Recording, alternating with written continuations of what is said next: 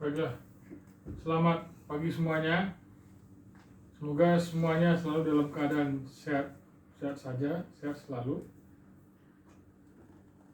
Dan semoga kita semua diberi kesehatan dan keselamatan oleh Tuhan dalam menghadapi wabah yang tengah menimpa negara dan bangsa kita ini.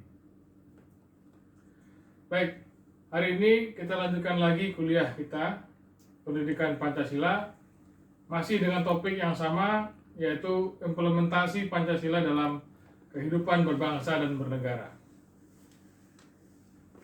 Seperti minggu sebelumnya, kita akan berbicara tentang problem aktual, problem aktual di Indonesia, dan kita akan lihat kaitannya dengan Pancasila seperti apa. Jadi hari ini kita akan berbicara tentang dua subtopik, yaitu yang pertama adalah kemanusiaan dan Pancasila, yang kedua adalah persatuan bangsa dan Pancasila. Baik, kita lanjutkan. Jadi kemanusiaan itu sebenarnya adalah hal yang cukup sempurna secara teoritis dalam naskah, dalam sila-sila Pancasila, khususnya sila kedua. Kita bisa lihat dalam sila kedua, redaksionalnya adalah kemanusiaan yang adil dan beradab. Artinya kemanusiaan di sana disandingkan dengan nilai keadilan dan keadaban. Jadi bukan hanya satu kemanusiaan saja, tapi juga ada kemanusiaan yang harus adil dan berkeadaban.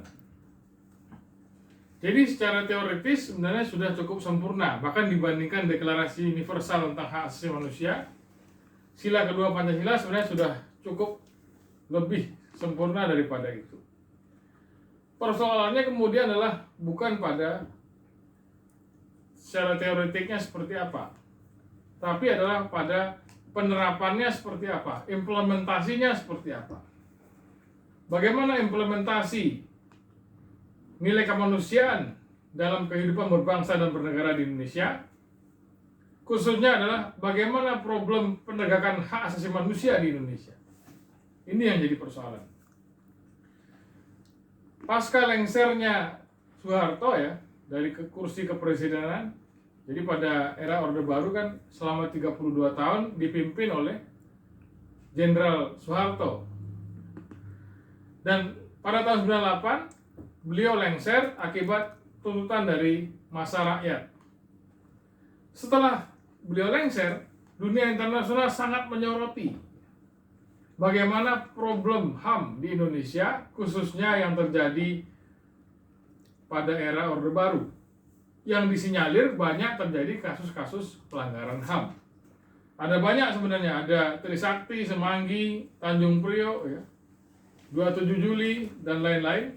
Bahkan kemarin, pada tanggal 8 Mei, diperingati oleh para buruh sebagai hari wafatnya Marsinah, salah seorang aktivis buruh yang dibunuh secara keji pada era rezim Orde Baru. Dan sampai sekarang belum diketahui siapa sebenarnya pelaku pembunuhan terhadap Marsinah tersebut.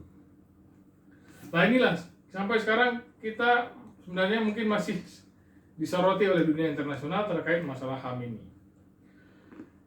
Pada awal reformasi, khususnya pada tahun 2003, kita sempat disoroti oleh sebuah lembaga yang bernama Serious Crime Unit, bentukan dari UNTAID, salah satu lembaga dari United Nations, yang mengurusi masalah transisi demokrasi di Timor Leste. Jadi Timor Leste pasca referendum, mereka transisi demokrasinya diurusi oleh UNTAID, salah satu lembaga dari Perserikatan Bangsa-Bangsa. Nah, lembaga Serious Crime Unit ini merupakan lembaga bawahan dari UNTAID. Dan lembaga ini mengeluarkan perintah penangkapan terhadap Jenderal Purnawirawan Wiranto terkait masalah pelanggaran HAM setelah jajak pendapat di Timor Leste. Dan sampai sekarang mungkin terakhir kalau tidak salah UNTAID menyerahkan pada Indonesia untuk menyelesaikan kasus HAM yang disinyalir dilakukan oleh Jenderal Purnawirawan Wiranto.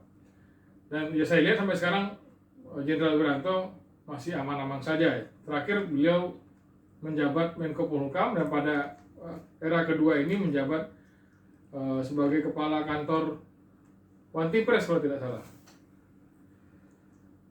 Ya, kasus tim-tim ini adalah salah satu kasus pelanggaran HAM di Indonesia yang mendapat sorotan dunia internasional terkait masalah pelanggaran HAM berat. Selain itu juga ada kasus Aceh, ya, kasus Ambon. Kasus Aceh itu yang pada waktu diberlakukannya DOM oleh rezim Orde Baru atau daerah operasi militer. Dan pada saat itu banyak sekali rakyat Aceh yang kehilangan nyawa akibat pemberlakuan DOM oleh rezim Orde Baru. Ambon juga demikian. Poso, Trisakti ya. Ada 6 atau 7 pahlawan reformasi yang terkena tembak oleh penembak gelap yang sampai sekarang belum diketahui siapa pelakunya. Semanggi, peristiwa Semanggi 1 dan Semanggi 2 itu juga adalah salah satu peristiwa pelanggaran HAM berat dan lain-lain. Nah, pada awal era reformasi ya, pada tahun 2003 sebenarnya telah dibentuk sebuah KPP HAM atau Komisi Penyidik Pelanggaran Hak Asasi Manusia ya, oleh Komnas HAM. Dan KPP HAM ini menyelidiki berbagai kasus pelanggaran HAM berat di masa lalu seperti kasus Tanjung Priok tahun 84 ketika ada masyarakat Tanjung Priok yang protes ya karena ada aparat masuk ke masjid tidak mengenakan sambil mengenakan sepatu. Padahal kan di masjid harusnya tidak boleh mengenakan sepatu. Nah, mereka protes dan mereka meminta. Nah, pasca protes, yang protes ditangkap, kemudian masyarakat yang lain menggelar rapat akbar, meminta yang protes yang ditangkap itu supaya dibebaskan. Dan pada saat itulah terjadi penembakan. Itu peristiwa Tanjung Priok tahun 84. Selain itu juga ada kasus tim-tim Timor Leste pasca jajak pendapat terjadi bumi hangus dan terjadi pembunuhan juga terhadap rakyat Timor Leste ya, yang sampai sekarang masih belum jelas pelaku utamanya siapa. Selain itu juga ada peristiwa kerusuhan 27 Juli. Jadi pada saat itu ada konflik di tubuh Partai Demokrasi Indonesia ya, yang pro Mega sama pro Soeharto. Dan disinyalir yang pro Soeharto ini dibantu oleh aparat.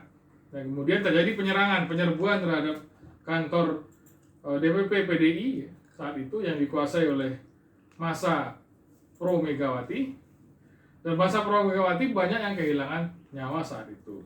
Sampai sekarang masih belum jelas juga siapa pelaku utamanya, siapa dalangnya dalam kerusuhan 27 Juli tahun 1996. Dan juga ada kasus Trisakti, menembakkan 6 mahasiswa Trisakti, dan Semanggi ya juga ada penembakan terhadap mahasiswa dan rakyat. Sampai sekarang masih belum jelas. Nah, sebenarnya KPP HAM itu bertugas menyelidiki peristiwa-peristiwa pelanggaran HAM ini. Hanya saja sampai sekarang masih belum berhasil ya diselenggarakan sebuah pengadilan HAM ad hoc yang merupakan amanat dari Undang-Undang Nomor 26 Tahun 2000. Jadi sebenarnya kita pada awal reformasi sudah membuat suatu produk legislasi ya, yang kemudian yang bernama Undang-Undang Nomor 26 Tahun 2000 ya, yaitu yang mengatur terkait masalah pengadilan hak asasi manusia secara ad hoc, secara berkuasa penuh. Ini merupakan instrumen sebenarnya untuk mengadili pelanggaran HAM. Jadi dengan ad hoc ini, status ad hoc, pengadilan tersebut bisa memanggil, menginterogasi, bahkan mengadili dan memenjarakan. Itu namanya ad hoc. Tapi sampai sekarang, hal ini ternyata belum bisa menyeret para pelanggar HAM masa lalu ke meja pengadilan. Sebenarnya pada era sebelum Pak Jokowi sempat terlontar bahwa hal ini dikarenakan ketiadaan produk legislasi yang mampu menjadi pendobrak impunitas terkait kasus pelanggaran HAM berat di masa lalu. Hanya saja, sebenarnya ini sudah diatur oleh Undang-Undang Nomor 26 Tahun 2000. Tapi yang jadi persoalan adalah implementasinya seperti apa. Dan juga untuk menjadi catatan, sebenarnya visi misi Presiden Jokowi ya pada tahun 2014 yang tertuang dalam Nawacita, pengadilan penuntasan kasus-kasus HAM ini sudah menjadi salah satu visi misi nawacita sebenarnya. Jadi Pak Jokowi itu dalam janji kampanye tahun 2014 sudah menyatakan akan menuntaskan kasus-kasus HAM ketika beliau menjadi Presiden Republik Indonesia. Yang jadi persoalan adalah kemudian sampai sekarang komitmen itu masih belum terlaksana.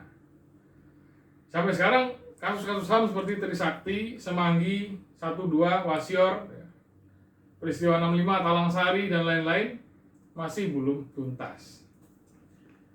Nah, yang jadi persoalan lagi kemudian adalah solusi dari pemerintah yang sekarang ini ya. Jadi kan ini periode kedua. Pada periode pertama beliau menyatakan bahwa pemerintah lebih memilih untuk membentuk komite rekonsiliasi, jadi komite perdamaian. Sementara pelanggar HAM ini belum diadili. Yang penting kan adalah bagaimana status dari pelanggar HAM ini, apakah mereka bersalah atau tidak. Kalau perdamaian dijalankan tanpa status, berarti tidak ada yang tahu siapa yang salah. Jadi kan logikanya kalau tanpa diadili kemudian berdamai kan berarti dua-duanya salah atau dua-duanya benar. Atau tidak ada satu sama sekali. Tidak ada, ya buat apa sebenarnya kalau dua-duanya bersalah dan dua-duanya benar ya? Buat apa kemudian ada suara-suara untuk menuntaskan kasus HAM pada waktu kampanye pemilihan umum, gitu. Jadi sebenarnya pemerintah berharap dengan rekonsiliasi nasional ini persoalan-persoalan HAM bisa dituntaskan sehingga generasi selanjutnya tak memikul beban sejarah. Tapi hal ini ternyata tidak memuaskan salah satu lembaga swadaya masyarakat yang mengurusi masalah tindak kekerasan dan pelanggaran HAM, yaitu lembaga Kontras ya, Komisi untuk Orang Hilang dan Korban Tindak Kekerasan. Mereka menilai bahwa pemerintahan Jokowi gagal menyelesaikan secara berkeadilan kasus-kasus pelanggaran HAM berat di masa lalu. Dan mereka memberikan rapor merah terkait masalah penuntasan kasus-kasus HAM ini pada pemerintahan Pak Jokowi. Yang mungkin saya harapkan ya, mungkin pada era kedua ini ya, mungkin pasca pandemi ini berakhir, pasca wabah corona ini berakhir, pemerintah kembali menuntaskan agenda yang belum tuntas, yaitu masalah penuntasan kasus pelanggaran HAM di masa lalu. Mudah-mudahan. Baik, kita lanjutkan sekarang subtopik kedua, yaitu persatuan bangsa dan Pancasila. Nah, ini cukup menarik ya. Ini yang sebenarnya sangat kita butuhkan pada masa sekarang ini, khususnya bagaimana kita bisa melawan wabah corona ini ya. Bagaimana kita bisa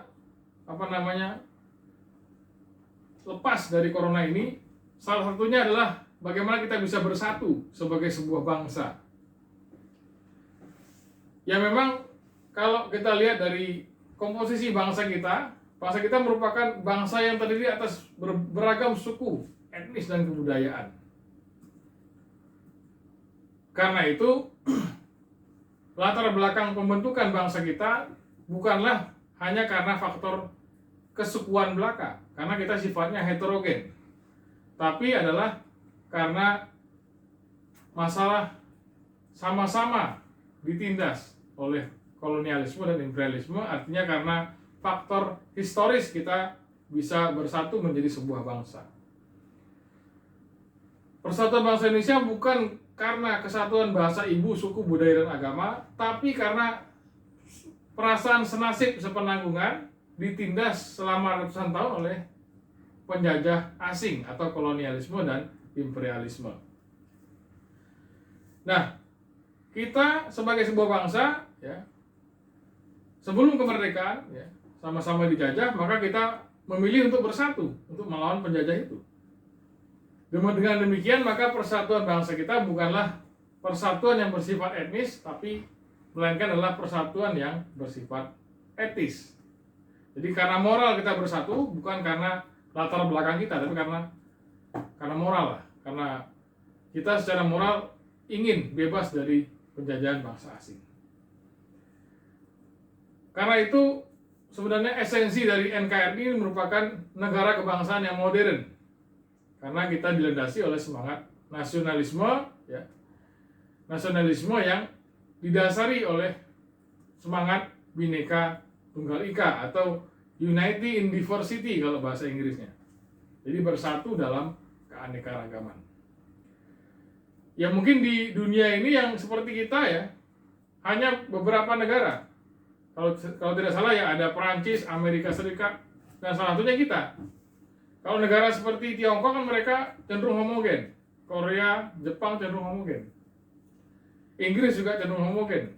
Tapi kalau kita, Amerika Serikat, ya, bahkan Perancis mereka boleh dikata sama seperti kita, ya, cenderung heterogen.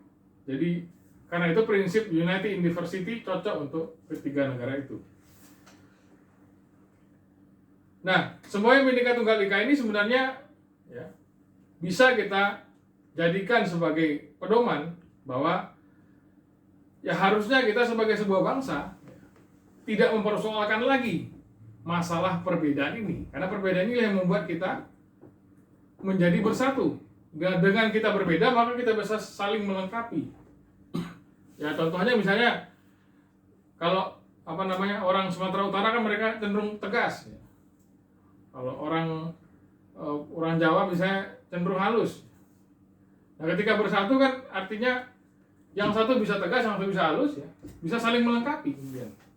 Jadi tidak ada hal yang menjadi penghalang untuk persatuan bangsa kita. Dan seharusnya kita bersama-sama menghargai bagaimana kekayaan dari budaya bangsa kita ini. Karena kita banyak sekali budaya kita ya. Jadi bangsa kita ini kan memiliki beragam budaya, bahasa, agama, suku, dan lain-lain. Nah, untuk itu dibutuhkan sebuah pandangan atau wawasan multikulturalisme.